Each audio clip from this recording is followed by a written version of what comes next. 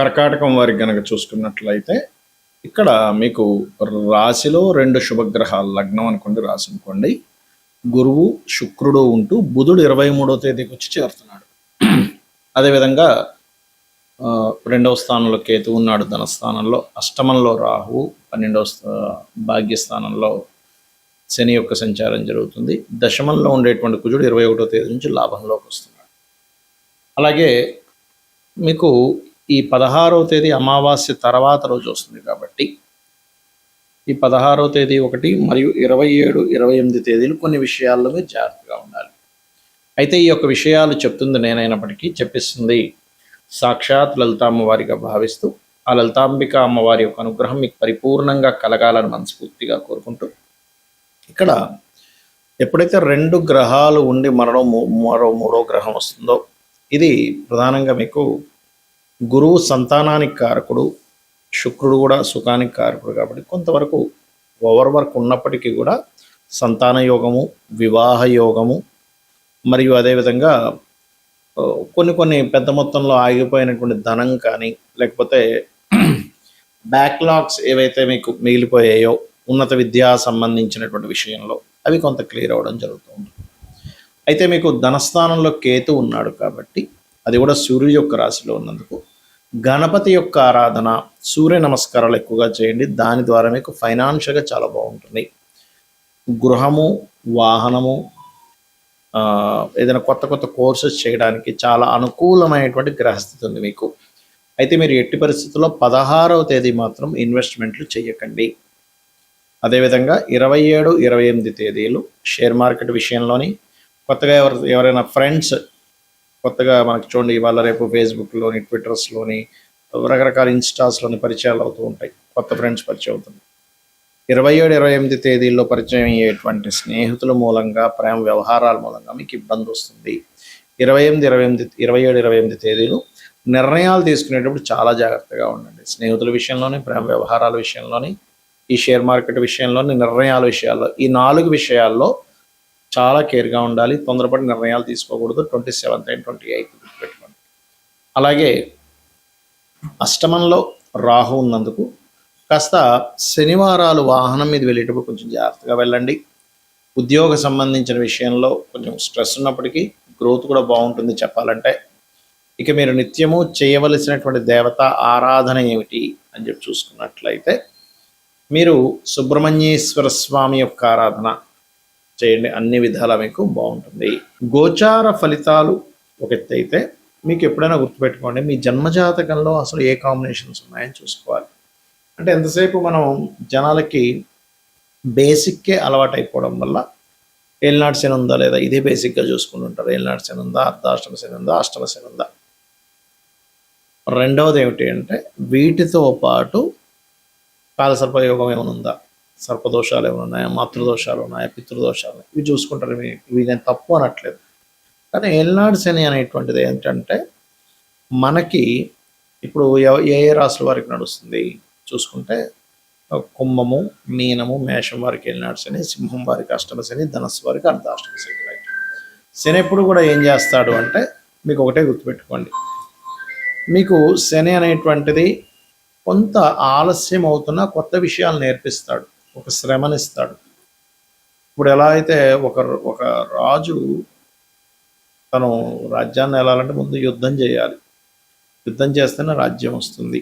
అలాగే ఒక మనిషికి కొన్ని విషయాలు ఒక స్టేజ్కి వెళ్ళాలంటే కొన్ని విషయాలు అనుభవంలోకి రావాలి, అనుభవాలను ఇస్తాడు. అంతేగాని ఇంకా ఏమీ అన్నీ పోతాయి, అన్నీ చాలా విభత్సం అయిపోద్దని అనుకోకండి దయచేసి. అనుభవాన్ని ఇస్తాడు, దాన్ని మీరు యాక్సెప్ట్ చేయగలగాలి.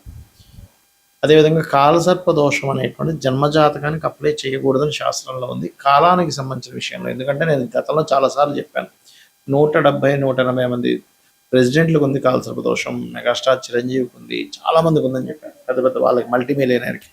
మరి వాళ్ళందరూ ఎలా అయ్యారు? మరి కాలసర్ప దోషం ఉంటే ఎందుకు పనికి రాకుండా పోవాలి కదా అనే విషయాన్ని గుర్తుపెట్టుకోండి.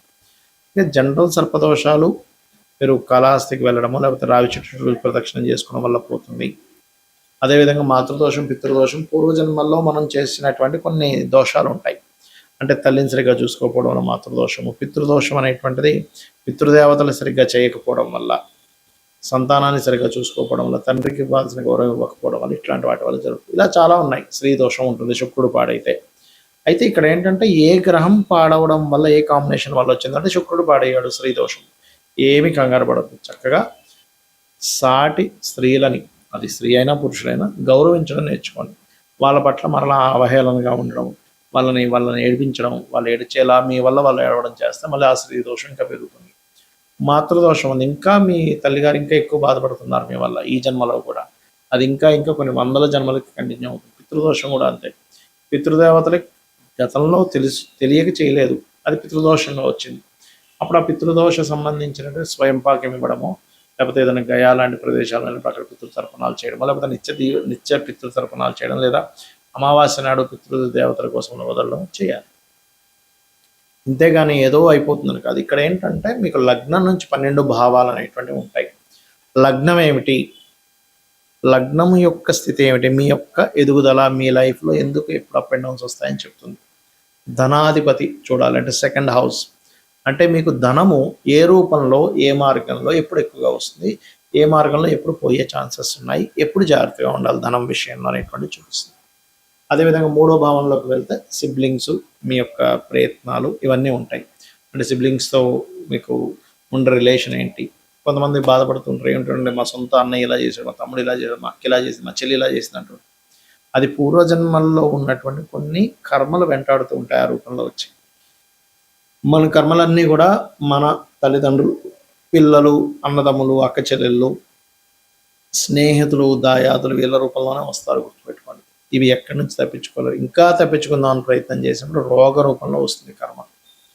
కాబట్టి మీ విద్యా విషయం, ప్రాపర్టీ విషయం 4వ భావంలోని, సంతాన అభివృద్ధి, సంతానం గురించి విషయాలన్నీ 5వ భావంలోని, రుణ రోగ శత్రు భావాలన్నీ 6వ భావంలోని, జీవిత భాగస్వామి ఎప్పుడు వస్తుంది, అసలు ఎప్పుడు వివాహం చేసుకోవాలి, ఎలాంటి ప్రయత్నం చేస్తే మీకు అవుతుంది, అసలు ఎందుకు ఇంత లేట్ అవ్వడానికి కారణాలు ఏంటి అనేటువంటివి, ఏం చేస్తే మీకు వివాహం అవుతుంది 7వ భావంలోని, ఆకస్మిక సంఘటనలు, ఆయుష్ అంతా 8వ భావంలోని, తండ్రి, గురువులు, దేవతా క్షేత్రాలని భాగ్యభావంలోని, మీరు చేసే ఉద్యోగాలు దశమంలోని, మీరు చేసేటువంటి వ్యాపారాల లాభస్థానంలో, మీరు ఎప్పుడు ఇన్వెస్ట్మెంట్ చేయాలి, ఎప్పుడు పెట్టకూడదు, అసలు మీ పేరు మీద ఇన్వెస్ట్మెంట్ చేయొచ్చా చేయకూడదు అనేటువంటిది 12వ భావంలో ఉంటుంది. ఇలా 12 హౌసెస్ ఉంటాయి ఆస్ట్రాలజీలో. ఈ 12 భావాల్లో ఏ గ్రహం ఉంది, ఆ గ్రహ అధిపతి పరిస్థితి ఏమిటి, పిఏసి అంటారు, అంటే ప్లేస్మెంట్, ఆస్పెక్ట్ అండ్ కంజంక్షన్. అంటే ఏ గ్రహం ఎక్కడుంది, ఏ గ్రహంతో చూడబడుతుంది, ఏ గ్రహంతో కలిసి ఉంది, దాని వలన ఆ యొక్క గ్రహం యొక్క బలాబలాల్లో మార్పులు వస్తాయి. అంటే చిన్న ఎగ్జాంపుల్ చెప్తా చూడండి. ఇప్పుడు ఒక మనిషి ఉన్నాడు, అతను చిన్నప్పటి నుంచి అతని ఫ్రెండ్ సర్కిల్ కానీ అతనికి చెప్పే వాళ్ళు ఎవరూ సరిగ్గా లేక చదువుకోలేదు అనుకుందాం, కాసేపు సరిగ్గా చదవలేదు. చదవకపోవడమే కాకుండా అతను తెలివితేటలు కూడా బిల్డప్ చేసుకోలేకపోయాడు. అంటే కొంతమంది ఎవరితో అయితే కలవకూడదు వాళ్ళతో వెళ్ళి ఫ్రెండ్షిప్ చేశాడు, దాని తర్వాత అనవసరమైన వ్యసనాలకు గురయ్యాడు, దాని తర్వాత అనారోగ్యంతో ఇబ్బంది పడ్డాడు, ఎక్కువ వ్యసనాల వల్ల. రైట్. అంటే ఏంటి, ఒక మనిషి ఎలా అయితే ఎవరితో కలిశాడో, ఎవరి ఇన్ఫ్లుయెన్స్లోకి వెళ్ళాడో, ఎక్కడ నివసిస్తున్నాడో అనే ఎఫెక్ట్ ఎలా ఉంటుందో, అదేవిధంగా ఒక మనిషి మంచి తల్లిదండ్రులు, చెప్పేవాళ్ళు బాగున్నారు, బాగా ఇంటెలిజెంట్, బాగా చదువుకున్నాడు, మంచి వ్యాపారం పెట్టాడు, మంచి ఉద్యోగంలో జాయిన్ అయ్యాడు, లైఫ్ మంచి భార్య పిల్లలు వచ్చారు, లైఫ్ అంతా అద్భుతంగా ఉంది, మంచి గుర్తింపు ఉంది. అలాగే గ్రహం కూడా పాపగ్రహాలతో సంబంధం కలిగినప్పుడు, దాని పోర్ట్ఫోలియోస్ పాడైనప్పుడు ఆ భావం పాడవుతుంది. దాన్ని సెట్ చేసుకోగలగాలి.